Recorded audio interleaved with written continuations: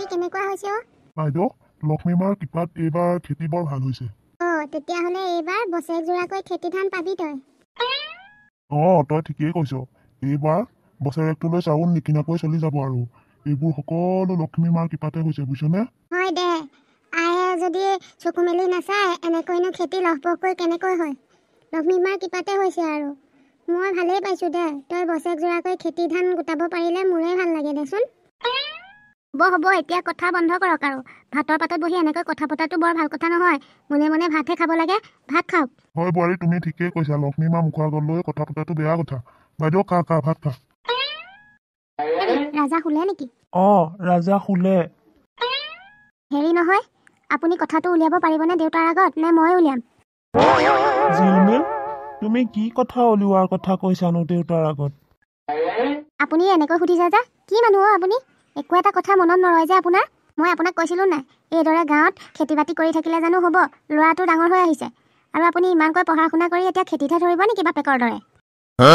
আপুনি দেউতাৰ আগত কথাটো উলিয়াব যে আমি খেতি মাটি ঘৰ দুৱাৰ বিক্ৰী কৰি চহৰলৈ যাম আৰু তাতে আপুনি ভালকৈ ব্যৱসায় এটা কৰিব বুলি ক'ব দেউতাৰ আগত। কিন্তু দেউতা জানো মান্তি হ'ব? এতিয়া আকৌ বাপেক মান্তি হোৱা নোহোৱালৈ চিন্তা থাকিলে নি? আপুনি যদি ক'ব নোৱাৰে কাইলৈ ৰাতিপুৱা মই উলিয়াম কথাটো। হ'ব নালাগে তুমি উলিয়াবলৈ, ময়ে উলিয়াম বাৰু কাইলৈ ৰাতিপুৱা কথাটো।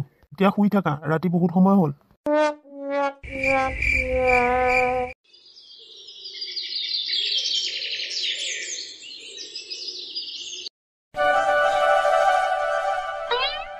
মা লক্ষ্মী, আমাৰ পৰিয়ালটোক সদায় এনেকৈ কৃপা কৰি থাকিবা আৰু তুমিয়ে আমাৰ সকলো। তোমাৰ অবিহনে আমাৰ হৰ্তা কোনোৱেই নাই। তুমিয়ে এইদৰে কৃপা দৃষ্টিৰে সদায় চাই থাকিবা আৰু আমাক। দেউতা দেউতা, তোৰ অলপো কাণ্ড জ্ঞান নাই নেকি? দেখিছ নাই মই পূজা পাঠ কৰি আছো। এনেকুৱা পূজা পাঠ কৰাৰ সময়ত আমনি কৰিব আহিব নেপায় নহয়। কিন্তু কথাটো যে বৰ দৰকাৰী, সেইবাবে আহিলো। দৰকাৰী কথা? এনে কি দৰকাৰী কথা ওলালো ফোন তোৰ? একেবাৰে আহি মই পূজা কৰা মন্দিৰৰ ওচৰ পালেহি যে। অলপমান ৰ, মই সেৱা ভাগ কৰি লওঁ। জয় মা লক্ষ্মী, জয় মা লক্ষ্মী।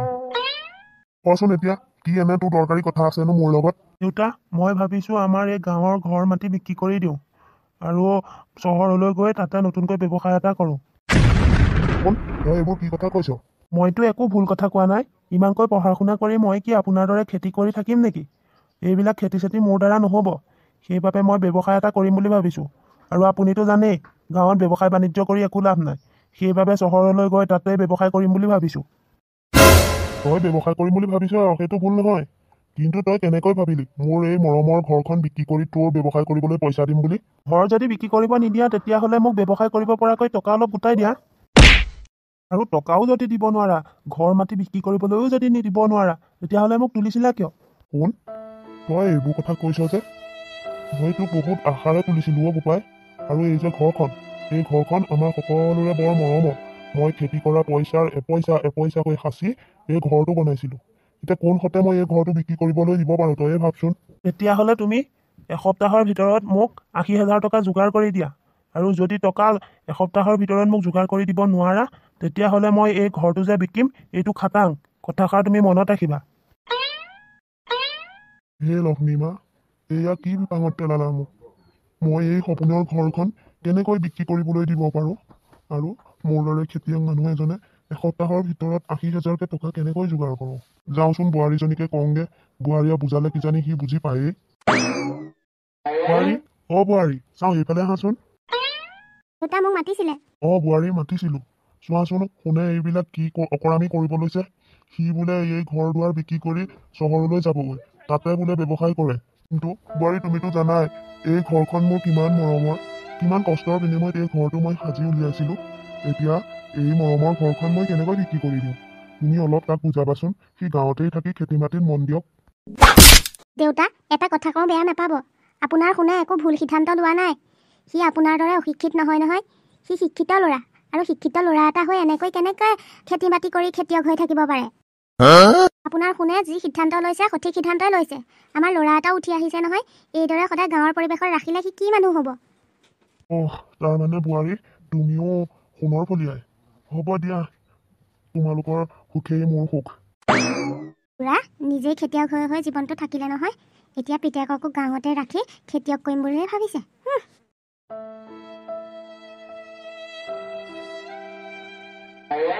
নগেন, নগেন, কি হৈছে তোৰ? আজি তই ৰাতিপুৱাৰে পৰা পেটত একো এটা পেলোৱা নাই যে, কি হৈছে কচোন মোক? বাইদেউ, মই বৰ বিপাঙত পৰিছোঁ অ'। ল'ৰাই আজি মোক বৰ বিবুদ্ধি কৰি পেলাইছে। কি কৰিম মই একোৱেই ভাবি পোৱা নাই। কথাটো কি কচোন, মই গম পালে কিজানি এটা সমাধান দিব পাৰোঁৱেই। বাইদেউ, শুনে বোলে গাঁৱৰ খেতি মাটি ঘৰ বাৰী বিক্ৰী কৰি চহৰলৈ যাব খুজিছে, তাতে বোলে ব্যৱসায় কৰিব। এতিয়া তই কচোন, মোৰ এই সপোনৰ ঘৰখন মই কেনেকৈ বিক্ৰী কৰি দিওঁ? তই তাক বুজাব লাগিছিল আকৌ, এই ঘৰখন সাজিবলৈ তোৰ কিমান কষ্ট হৈছিল, তই তাক ক'ব লাগিছিলে। সি বুজিলে হয় নহয়। নাই বাইদেউ, নুবুজে সি। তাক মই বুজাইছিলোঁ, আৰু সি কি ক'লে জাননে? সি ক'লে, ঘৰ যদি বিক্ৰী নকৰিবলৈ নিদিওঁ, তেতিয়াহ'লে এসপ্তাহৰ ভিতৰত তাক মই 80,000 টকা গোটাই দিব লাগে। এতিয়া মই 80,000 টকা ক'ৰ পৰা গোটাই দিম? মই আজিলৈকে একেলগে 80,000 টকা দেখিয়ে পোৱা নাই। হয় দে, আজিকালি ল'ৰা ছোৱালী তুলি একো আশা কৰিব নোৱাৰি আৰু। নগেন, তই কাম এটা কৰিব পাৰ নহয়। কি কাম বাইদেউ? তই এটা কাম কৰ, এই ভাল মাটি বাৰী বন্ধকি লোৱা মানুহ এজন বিচাৰ। মানুহজনক ঘৰ মাটি বন্ধকি দি পইচা আন 80,000 মান, আৰু সেইকেইটাকে দি শুনক চহৰলৈ পঠাই দে। আৰু তই খেতি কৰি পাছে পৰে পইচাকেইটা দি ঘৰটো আকৌ মোকোলাই আনিব পাৰিবি। তেতিয়া তোৰ সাপো মৰিব, লাঠিও নাভাগিব। তই বুদ্ধিটো ঠিকেই দিছ, কিন্তু এনেকৈ ঘৰে মাটিয়ে বন্ধকি লোৱা মানুহ কোন আছে বাৰু? তই চিনি পাওঁনে? মই চিনি নাপাওঁ, কিন্তু আমাৰ গাঁৱৰ গুণই চিনি পায়। তই কাইলৈ পুৱাই গুণৰ ওচৰলৈ যাবি, আৰু তাৰ লগত কথাটো আলোচনা কৰি ঘৰ মাটি বন্ধকতে দি দে। বাইদেউ, তই ঠিকেই কৈছ। ঘৰ মাটি বন্ধকতে দিওঁ আৰু, তাৰ বাহিৰতো উপায় নাই। কাইলৈ ৰাতিপুৱাই মই গুণৰ ওচৰলৈ যাম। ৰাতিপুৱাই যাবি, আৰু এতিয়া পেটত কিবা এমুঠি পেলাই লহি। মই খোৱা নাই বাবে ময়ো এতিয়ালৈকে লঘোণেই আছোঁ, কিন্তু তইতো জানই মই বৰ বেছি লঘোণত থাকিব নোৱাৰোঁ। গতিকে মোৰ মুখলৈ চাই কিবা এটা খাওঁগৈ তেতিয়া। ব'ল বাৰু, ইমানকৈ জোৰ কৰিছ যদি।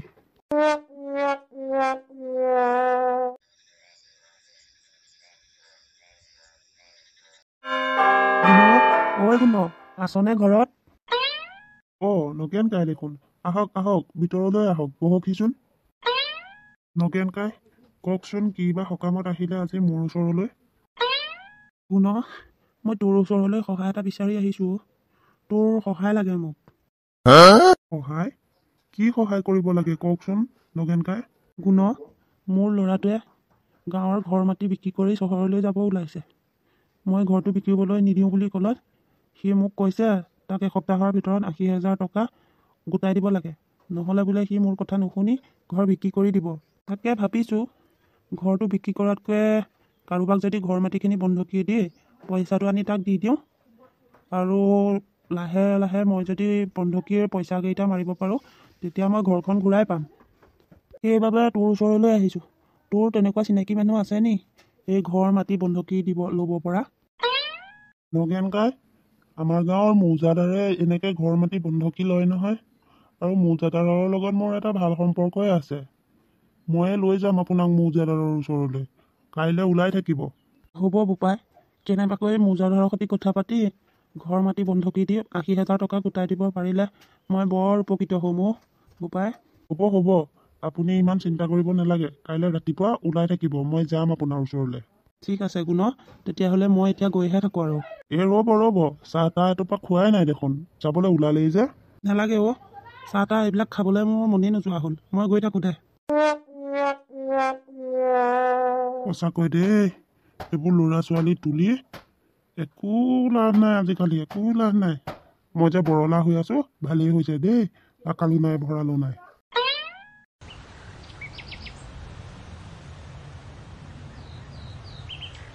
গুণ, আহিলি তই? ককাইদেউ আহিলোঁ। সোনকালে নগ'লে মৌজাদাৰক লগ পোৱা নহ'ব, সেইবাবে ব'লক সোনকালে যাওঁ। ব'ল তেতিয়াহ'লে। মৌজাদাৰ ডাঙৰীয়া, ভালে আছেনে? নগেন দেখোন, আজি বহুত দিনৰ মূৰত। মই ভালেই আছোঁ, তই কচোন তোৰ কেনেকুৱা? আছোঁ আৰু আপোনালোকৰ আশীৰ্বাদতে। পিছে মৌজাদাৰ ডাঙৰীয়া, আপোনাৰ ওচৰলৈ বিশেষ দৰকাৰ এটাতহে আহিছিলোঁ। মই জানিছোঁৱেই, দৰকাৰ নহ'লে কাৰোৰে এই মৌজাদাৰলৈ মনত নপৰে নহয়। কচোন কি দৰকাৰত আহিছ? মানে মৌজাদাৰ ডাঙৰীয়া, এইজন মোৰ সম্বন্ধীয় দাদাই হয়, আৰু এখেত বৰ বিপদত পৰিছে। সেইবাবে এখেতৰ ঘৰ মাটি আপোনাৰ ওচৰত বন্ধকি দিবলৈ আহিছে। পাৰে যদি আপুনি এখেতৰ ঘৰ মাটি বন্ধকত লৈ তেওঁক 80,000 টকা দিয়কচোন। 80,000 টকা? হয় মৌজাদাৰ ডাঙৰীয়া, মোক 80,000 টকা লাগে আৰু আপোনাৰ ওচৰলৈ মই বৰ আশা লৈ আহিছোঁ। আপুনি মোক নিৰাশ নকৰিব।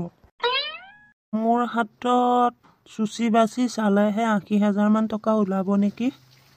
এইকেইদিনত তেনেকৈ পাবলগীয়া পইচা নাই। ৰ'বাচোন বাৰু মই চাওঁগৈ, যদি ভাগ্যত আছে পাবা আৰু নহ'লে মোৰোতো উপায় নাই।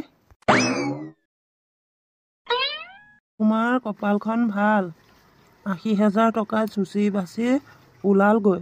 এতিয়া আহা মোৰ লগত ভিতৰলৈ, দলিল এখনত চহী কৰিব লাগিব, তেতিয়াহে পইচা দিম। আৰু এটা কথা, মই কিন্তু তোমাক পইচা এটা নিৰ্দিষ্ট সময়লৈহে দিম। যদি সেই সময়ৰ ভিতৰত পইচা ঘূৰাই দিব নোৱাৰা, তেতিয়া কিন্তু তোমাৰ ঘৰে মাটিয়ে সকলো মোৰ নামৰ হ'ব। সেইটো কথা মনত ৰাখিবা। কেঁচাই তুমি পইচা লোৱা নে নোলোৱা সিদ্ধান্তটো কৰি লোৱা। নাই মৌজাদাৰ ডাঙৰীয়া, মোক পইচাকেইটা লাগিবই। মই আপুনি দিয়া নিৰ্দিষ্ট সময়ৰ ভিতৰতে পইচাকেইটা ঘূৰাই দিবলৈ যত্ন কৰিম। ব'লক, ক'ত চহী কৰিব লাগে মই কৰি দিম। আহা তেতিয়াহ'লে মোৰ লগত। শুন, শুন, এইফালে আহ। দুটা পইচা যোগাৰ হ'ল নেকি? শুন, তোৰ উন্নতি হ'বলৈকে মই আজি মোৰ সপোনৰ ঘৰে মাটিয়ে সকলো মৌজাদাৰৰ ওচৰত বন্ধকি দিলোঁ। এই আল 80,000 টকা। এতিয়া আৰু তোৰ চিন্তা নাই, সোনকালে চহৰলৈ গৈ এটা ভাল ব্যৱসায় কৰিব পাৰিবি। লৈ যাহি টকাকেইটা।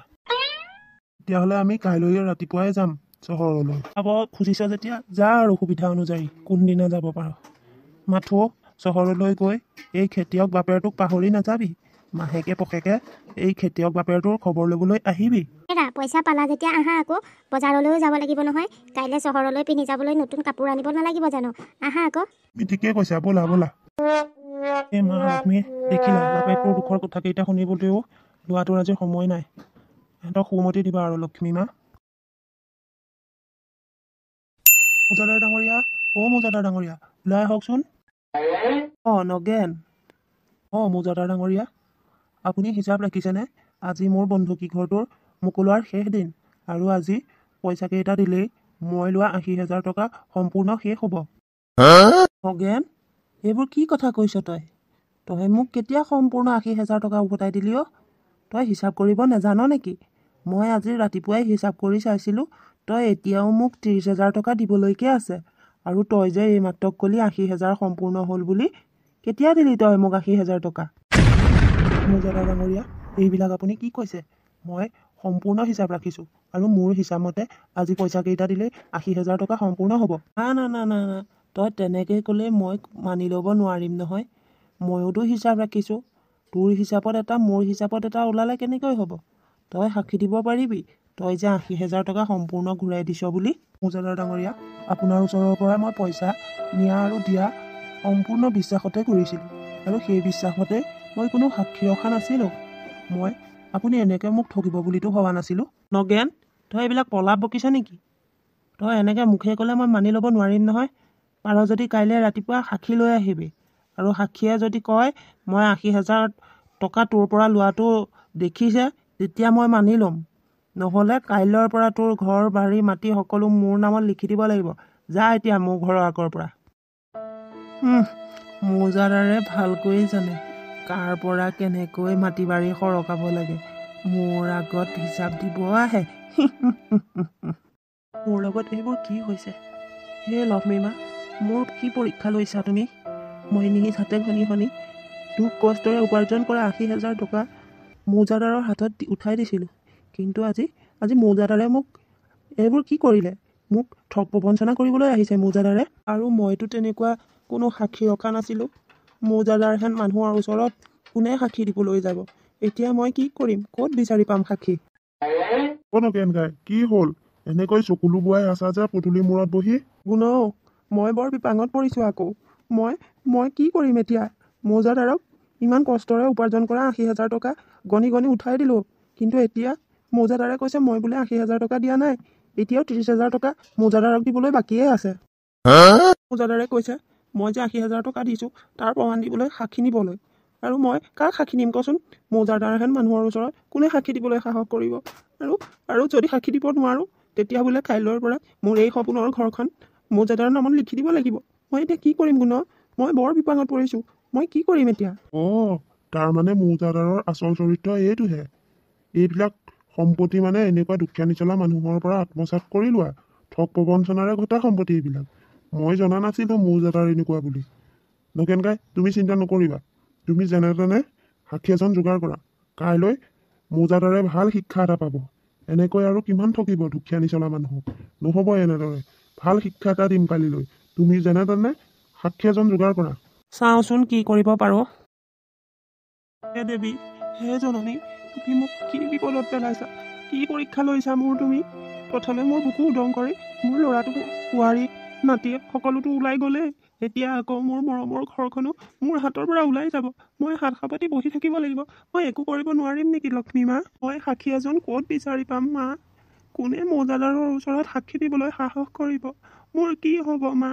তুমি বাট নেদেখুৱালে মোক বাট দেখুওৱা কোনোৱেই নাই। তোমাৰ অবিহনে মোৰ আপোন বুলি ক'বলৈ কোনোৱেই নাই লক্ষ্মী মা। হে মা লক্ষ্মী, তুমি মোক সহায় কৰিবানে? মোক কিবা এটা বাট দেখুওৱা। এই সপোনৰ ঘৰখন মই হেৰাই যাবলৈ দিব নোৱাৰোঁ লক্ষ্মী মা। মা, জনা হোৱাৰে পৰা মই তোমাৰ ভক্তিতে লীন গৈ আছোঁ। কিন্তু আজিলৈকে তুমি মোক এনেকুৱা বিপদ হ'বলৈ দিয়া নাছিলা। এতিয়া এই বুঢ়াকালত তুমি মোক ইমান বিপদত কিয় পেলাইছা মা? মই এই বিপদৰ পৰা কেনেকৈ উদ্ধাৰ হ'ম? তুমি উদ্ধাৰ নকৰিলে মোক উদ্ধাৰ কৰোঁতা কোনো নাই মা।